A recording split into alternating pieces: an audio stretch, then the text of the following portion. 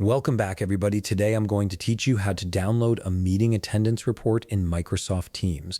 This is incredibly useful if you need to track who attended your meetings for record keeping, compliance purposes, or simply to follow up with team members who couldn't make it. So let's assume that you're already inside an active Microsoft Teams meeting. Once you're in the meeting, direct your attention to the top of your screen where you'll find several control options. Look for and click on the button labeled People. This is typically represented by an icon showing multiple figures or silhouettes, making it easy to spot among the other meeting controls.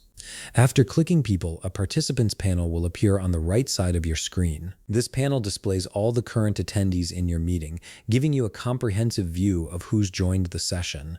You'll see names listed along with any relevant participant information that Teams provides during the meeting. Now, within this participants panel, look for the three dots icon, usually positioned near the top of the panel beside the participant count. This three dots menu is your gateway to additional options related to meeting participants. Go ahead and click on it to reveal a drop-down menu with several choices.